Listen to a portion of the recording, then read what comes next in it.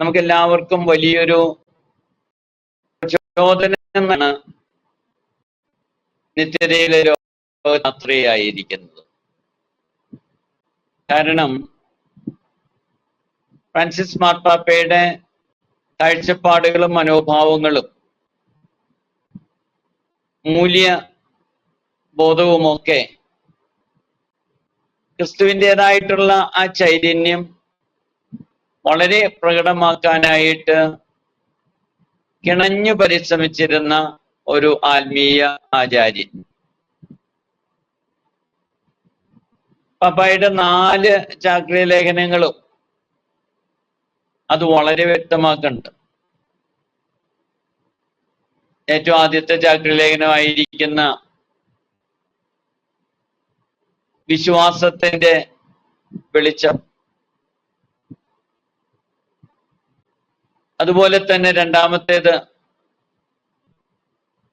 പ്രകൃതിയോടുള്ള സ്നേഹം കാണിച്ചുകൊണ്ട് ലൗദാത്തോ സി, അതുപോലെ തന്നെ മൂന്നാമത്തെ എല്ലാ സഹോദരങ്ങളോടും വലിയ സ്നേഹം പ്രകടമാക്കിക്കൊണ്ടുള്ള ഫ്രatelli tutti, ഈ കഴിഞ്ഞ ഒക്ടോബറിൽ ഇറക്കിയ ലാസ്റ്റ് ചാക്രിക ലേഖനം ഡിലെക്സിറ്റ് നോസ്. ഈ 4 ചാക്രിക ലേഖനങ്ങളും പാപ്പായുടെ വലിയ ദർശനങ്ങള്, അതുപോലെ തന്നെ കാഴ്ചപ്പാടുകള് വളരെ പ്രകടമാക്കുകയാണ്. പാപ്പായുടെ ജീവിതത്തില് നല്ല ആഴമേറിയ വിശ്വാസം, അതെല്ലാ കാര്യങ്ങളും നമുക്ക് കാണാം. ആഴമേറിയ വിശ്വാസത്തിൽ നിന്ന് ഉടലെടുക്കുന്ന ഒരു സാമൂഹ്യ പ്രതിബദ്ധത. അതുകൊണ്ടാണല്ലോ പാപ്പ ഫ്രാൻസിസ് എന്നുള്ള പേരേറ്റെടുത്തതും. അതുപോലെ തന്നെ പാപ്പ ആവർത്തിച്ച് പറയുന്നത്, if you want to see the face of God, go to the peripherals, there you will find the face of God in the poor, marginalized and needy. അതിരുകളിലേക്ക് പോകാനായിട്ട് ഓർമ്മിപ്പിക്കുകയും, അതിരുകളിലാണ് മുഖം പാവപ്പെട്ടവരിലും പാർശ്വവൽക്കരിക്കപ്പെട്ടവരിലും കാണാനായിട്ട് കഴിയുമെന്ന് പറയുന്നു. ആ സാമൂഹ്യ പ്രതിബദ്ധത വളരെ പ്രകടമായിട്ട് എല്ലാ കാര്യങ്ങളിലും.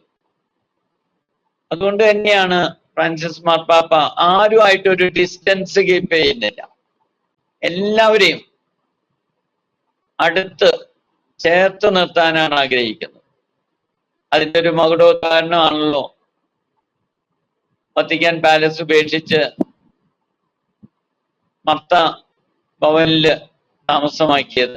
കാരണം എല്ലാവരുമായിട്ട് ഇടപഴകാനും ഒരു അകലം സൂക്ഷിക്കാതെ അടുപ്പം സൂക്ഷിക്കാനായിട്ട് പരിശ്രമിച്ചത്. നമുക്കറിയാം, ഒരുപാട് യാത്രകള്, തീർത്ഥാടനങ്ങള് നടത്തി.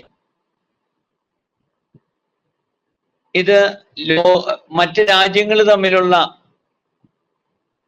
അകലം കുറയ്ക്കണം. അങ്ങനെ അകലം കുറച്ച് എല്ലാവരുമായിട്ട് കുറച്ചും കൂടെ അടുപ്പം ഉണ്ടാകണം. അതുവഴി ലോകത്തിന് സമാധാനം ഉണ്ടാകണം. ഇതുപോലെ തന്നെ മറ്റു മതങ്ങളുമായിട്ടുള്ള സമ്പർക്കം, യുഎഇയിലേക്കൊക്കെ ആദ്യമായിട്ട് സന്ദർശനം നടത്തിയത് ഫ്രാൻസിസ് മാർപ്പാപ്പ. അതുപോലെ തന്നെ അബുദാബിയില് മറ്റു മുസ്ലിം മത നേതാക്കളുമായിട്ടൊക്കെ സംവാദം നടത്തിയത്. ഇതൊക്കെ ഈ ലോകങ്ങളും മറ്റു മതങ്ങളും എല്ലാവരുമായിട്ട് അകലങ്ങളില്ലാതെ അടുപ്പത്തിലേക്ക് വരുവാൻ. അത് തന്നെയാണല്ലോ പാപ്പ പറഞ്ഞ്, നിങ്ങൾ മതിലുകൾ പണിയരുത്, പാലങ്ങൾ പണിയണം എന്ന് അക്ഷരാർത്ഥത്തില് സൂചിപ്പിച്ചത്. ഇതുപോലെ തന്നെ പ്രവാസികളോട് വലിയ സ്നേഹം കാണിച്ച മാർപ്പാപ്പയാണ്. എല്ലാ രാജ്യങ്ങളോടും പ്രവാസികളെ സ്വീകരിക്കണമെന്നും അവരെ തള്ളിക്കളയരുതെന്നും ആവർത്തിച്ച് പാപ്പ ഓർമ്മിപ്പിച്ചത് സമൂഹത്തിന്റെ മുഖ്യധാരയിൽ നിന്ന് മാറ്റി നിർത്തപ്പെട്ടവരൊക്കെ സമൂഹത്തോട് അടുത്തു വരണം, സമൂഹത്തിന്റെ മുഖ്യധാരയിലേക്ക് കടന്നു വരണം എന്നുള്ള ആഗ്രഹമാണ്. ലൗദാത്തോ സി എന്നുള്ള ചാക്രിക ലേഖനം പാപ്പ എഴുതിയിട്ട് ഈ പ്രകൃതിയെ ആദരിക്കണം, ദൈവത്തെ സ്നേഹിക്കണം, സഹോദരങ്ങളെ കരുതലോടെ കാണണം, അത് മാത്രം പോരാ, ഈ പ്രകൃതിയെ ആദരിക്കണമെന്ന് പാപ്പ ഓർമ്മിപ്പിക്കുകയായിരുന്നു. എന്നിട്ട് പാപ്പാന് പറയുന്നത് നമ്മളാരും പ്രകൃതിയുടെ ഈ പരിസ്ഥിതിയുടെ ഉടമസ്ഥരല്ല, കാര്യസ്ഥന്മാരാണ്. കാര്യസ്ഥന്മാരെ വിശ്വസ്തയോടുകൂടെ കാത്ത് സൂക്ഷിക്കണം. കാരണം നാളത്തെ തലമുറയ്ക്കും ഈ പ്രപഞ്ച വസ്തുക്കള് ആവശ്യമാണ്. അങ്ങനെ എല്ലാവരുമായിട്ട് ഒരു അടുപ്പം സൂക്ഷിക്കാനായിട്ട് പാപ്പ പരിശ്രമിച്ചു. ഇനി കുട്ടികളോട്, രോഗികളോട്, യുവാക്കളോട്, പ്രായമായിരുന്നവരോട് എല്ലാവരെയും സ്നേഹിക്കാനും എല്ലാവരെയും ചേർത്ത് നിർത്താനും അദ്ദേഹം പരിശ്രമിക്കുക. ബുധനാഴ്ചകളിലുള്ള പാപ്പയുടെ പബ്ലിക് ഓഡിയൻസ് ആ സമയത്ത് തന്റെ ആരോഗ്യമൊന്നും മാനിക്കാതെ കൊച്ചുകുട്ടികളെ എടുത്ത് അവരെ താലോലിക്കാനും രോഗികളായിട്ടുള്ളവരോട് പ്രത്യേക പരിഗണന കാണിക്കാനും തന്നെ കാണാൻ വരുന്നവരോടൊക്കെ കുശലാന്വേഷണം നടത്താനും ഒക്കെ പാപ്പ ധാരാളം സമയം കണ്ടെത്തി. ഒരു ദിശാബോധം സഭയ്ക്ക് നൽകാൻ. അതോടൊപ്പം തന്നെ മറ്റൊരു കാര്യം കൂടെ ശ്രദ്ധിക്കണം, തിന്മകൾക്കെതിരെ യാതൊരു വിധത്തിലുള്ള വിട്ടുവീഴ്ചയില്ലാതെ പ്രതികരിക്കാനായിട്ട് പാപ്പ പരിശ്രമിച്ചു. അതുകൊണ്ടാണല്ലോ ചൈൽഡ് അബ്യൂസിന്റെ കാര്യമൊക്കെ വന്നു കഴിഞ്ഞപ്പോൾ സീറോ ടോളറൻസ് അതിനോട് പ്രകടമാകണമെന്ന് പാപ്പ ഓർമ്മിപ്പിച്ചത്. മരിക്കുന്നതിന്റെ തൊട്ട് തലേ ദിവസം ആണല്ലോ പാപ്പ ഗാസ യുദ്ധം അത് അവസാനിപ്പിക്കണമെന്നും ഇസ്രായേലിനോട് പറഞ്ഞത്. അതുപോലെ തന്നെ ഹമാസിനോട് പറഞ്ഞു ബന്ദികളെ സ്വതന്ത്രരാക്കണം, അവരെ ഇപ്രകാരം ബന്ദികളാക്കി നിർത്തരുത് എന്നും യുദ്ധങ്ങൾ ഒഴിവാക്കി ലോകത്ത് സമാധാനം ഉണ്ടാകണമെന്നും ഒക്കെ ഓർമ്മിപ്പിച്ചതിന്റെ കാരണം ഇതാണ്. തിന്മകളോട് ഒരു സീറോ ടോളറൻസ്, അതിനെതിരെ ശക്തമായിട്ട് പ്രതികരിക്കാൻ പാപ്പ പരിശ്രമിക്കുകയായിരുന്നു.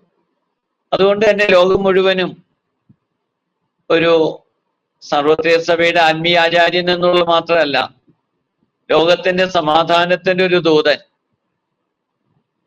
കരുതലിന്റെ, കരുണയുടെ ഒരു പ്രവാചകൻ എന്ന നിലയിലാണ് പാപ്പയെ എല്ലാവരും കാണുന്നത്. തീർച്ചയായിട്ടും പാപ്പയുടെ 12 വർഷത്തെ പാപ്പയ്ക്കെടുത്ത ശുശ്രൂഷകള് സഭയ്ക്കൊരു പുതിയ വഴി, ഒരു പുതിയ ദിശ നൽകാനായിട്ടിടയായി. കാരണം പറയുന്നതെല്ലാം പ്രവൃത്തിപഥത്തിലൂടെ കാണിച്ചു കൊടുക്കാനായിട്ട് പാപ്പ പരിശ്രമിക്കുക. പാപ്പയുടെ പാവനസ്മരണയുടെ മുമ്പിൽ സ്നേഹപൂർവം പ്രണാമം അർപ്പിക്കുകയാണ്. ഓക്കെ പിതാവേ, അതോടൊപ്പം ഫ്രാൻസിസ് മാർപ്പാപ്പയുമായുള്ള അങ്ങയുടെ വ്യക്തിപരമായ അനുഭവങ്ങൾ എന്തെങ്കിലും ഒന്ന് ഷെയർ ചെയ്യാമോ? ഫ്രാൻസിസ് മാർപ്പാപ്പയെ ഞാൻ ആദ്യം കാണുന്നത് 2014. റോമിൽ വെച്ച് ചാവറ കുര്യാക്കോസ് ഏലിയാസ് അച്ഛനെയും അതുപോലെ തന്നെ ഉപ്രാസ്യമ്മയെയും വിശുദ്ധരായിട്ട് പ്രഖ്യാപിച്ച ആ കാലഘട്ടത്തിലാണ്. ഉപ്രാസ്യമ്മ ഇരിങ്ങാലക്കുട രൂപതക്കാരിയാണ് എന്നുള്ളത് കൊണ്ട് തന്നെ കന്വൈസേഷൻ കഴിഞ്ഞ് പിറ്റേ ദിവസത്തെ കുർബാനയ്ക്ക് വത്തിക്കാന്റെ പ്രധാന അൾത്താരയില് അന്നത്തെ മേജർ ആർച്ച് ബിഷപ്പായിരുന്ന കർദിനാൾ ആലഞ്ചേരി പിതാവിനോടും ക്ലീമിസ് പിതാവിനോടൊപ്പം കോൺസെലിബ്രേറ്റ് ചെയ്യാനായിട്ട് അവസരം കിട്ടി. അങ്ങനെ ആ പ്രധാന ആൾത്താരയില് വിശുദ്ധ ബലി അർപ്പിക്കാനായിട്ട് അവസരം കിട്ടിയതിന് കാരണം പാപ്പ ആ കുർബാനയ്ക്ക് തൊട്ടു മുമ്പ് ആ പ്രധാന ആൾത്താരയിൽ വന്ന് എല്ലാവരെയും അഭിസംബോധന ചെയ്തു. അത് കഴിഞ്ഞ് താഴോട്ട് വന്ന് ഞങ്ങൾ ബിഷപ്സിനെ എല്ലാം പേഴ്സണലായിട്ട് കാണുകയും ഞങ്ങളോട് കുശലാന്വേഷണങ്ങളൊക്കെ അന്വേഷിക്കുകയും ചെയ്തു. നല്ല തിരക്കുള്ള ദിവസമായിരുന്നു. പക്ഷെ എന്നിരുന്നാലും എല്ലാ ബിഷപ്സിന്റെ അടുത്തും പോയി പാപ്പ ഗ്രീറ്റ് ചെയ്യുകയും ഒരു അടുപ്പം, ഒരു അകൽച്ചയില്ലാതെ ഒരു സൗഹൃദത്തോടു കൂടെ പെരുമാറാനായിട്ട് പരിശ്രമിക്കുകയും ചെയ്തു. രണ്ടാമത്തെ ഒരു അനുഭവം വിശുദ്ധ മറിയം ത്രേസ്യായെ വിശുദ്ധിയായിട്ട് പ്രഖ്യാപിച്ച അവസരത്തിലാണ്. പാപ്പയുടെ കൂടെ ആ കന്വൈസേഷൻ ഫംഗ്ഷനിൽ സഹകാർമ്മികനായിട്ട് മെയിൻ അൾത്താരയിൽ പാപ്പയുടെ കൂടെ വിശുദ്ധ ബലി അർപ്പിക്കാനായിട്ട് അവസരം കിട്ടി. അത് കഴിഞ്ഞ് പാപ്പ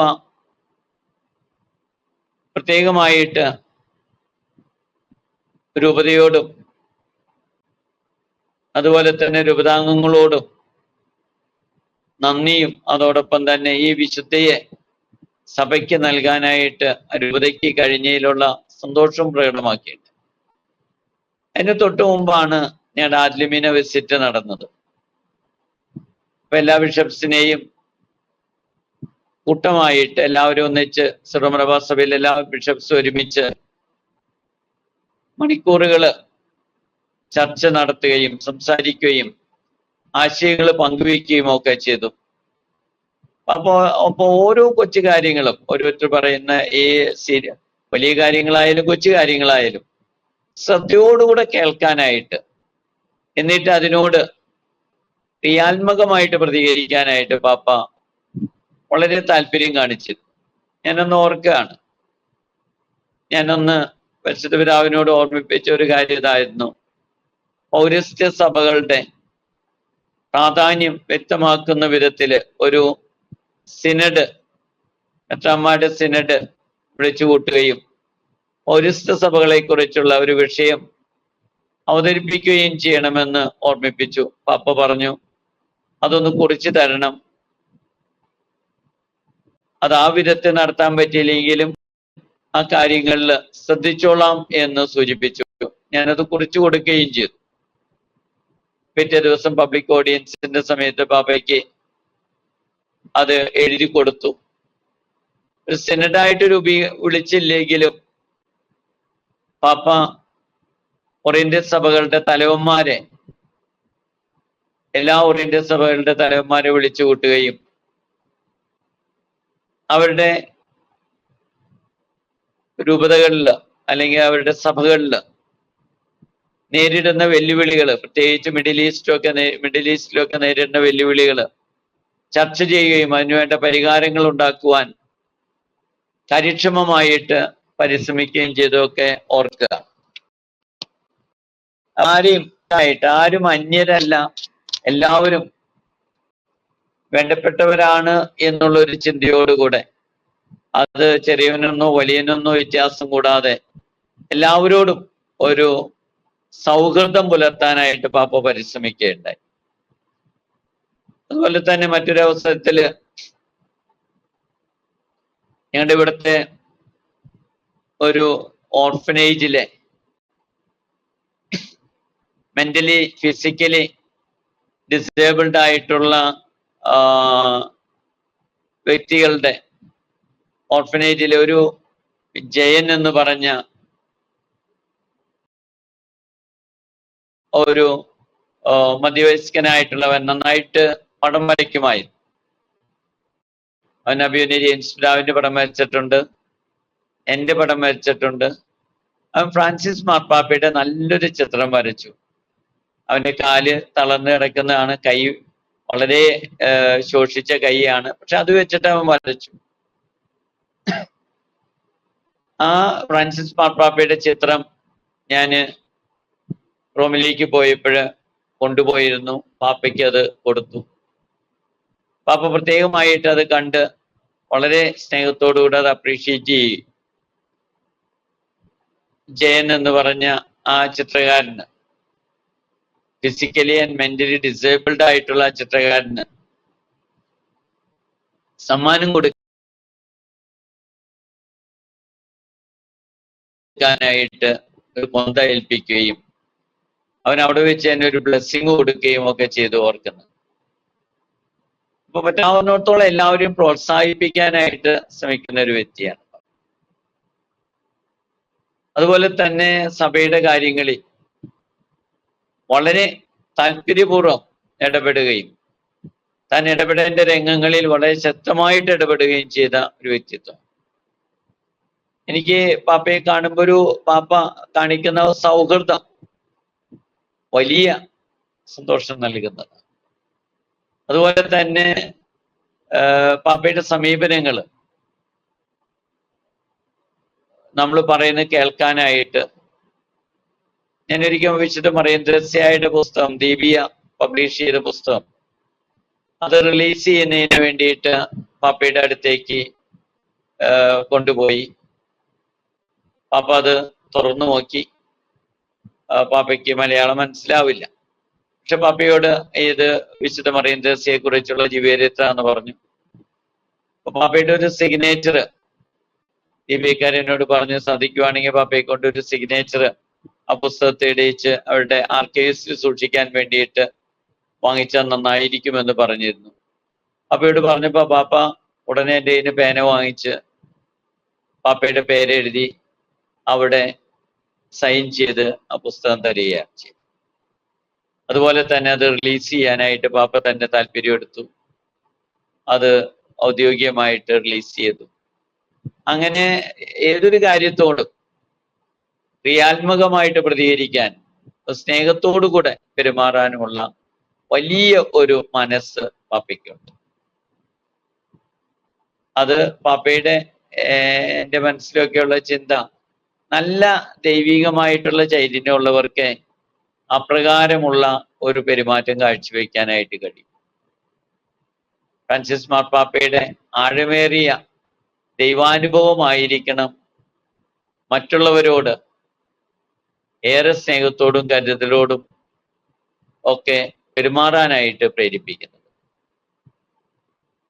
ഇതാണ് എനിക്ക് ഫ്രാൻസിസ് മാർപ്പാപ്പയോടുള്ള പേഴ്സണലായിട്ടുള്ള കണ്ടുമുട്ടിയ അനുഭവങ്ങൾ. ഓക്കെ പിതാവേ, വളരെയധികം നന്ദി. ഫ്രാൻസിസ് മാർപ്പാപ്പയെക്കുറിച്ച് വളരെ കൂടുതൽ അതുമായി വ്യക്തമായും പിതാവ് പറഞ്ഞു തന്നു. ഫ്രാൻസിസ് മാർപ്പാപ്പ സഭയ്ക്ക് ഒരു വിശുദ്ധാത്മാവ് കൂടി ലഭിക്കുകയാണ് ഫ്രാൻസിസ് മാർപ്പാപ്പയിലൂടെ. അദ്ദേഹത്തിൻ്റെ ഈശോയുടെ ഉത്ഥാന ദിവസത്തിൻ്റെ പിറ്റേ ദിവസം തന്നെ അദ്ദേഹത്തിൻ്റെ ഒരു മരണം അതിന് ഏറ്റവും വലിയൊരു തെളിവായി മാറട്ടെ. ഇത്ര നേരം ഫ്രാൻസിസ് മാർപ്പാപ്പയെക്കുറിച്ചുള്ള കാര്യങ്ങൾ ഞങ്ങളുമായി വിശദീകരിച്ച അങ്ങേക്ക് ഒരുപാട് നന്ദി പിതാവേ. Thank you. Thank you.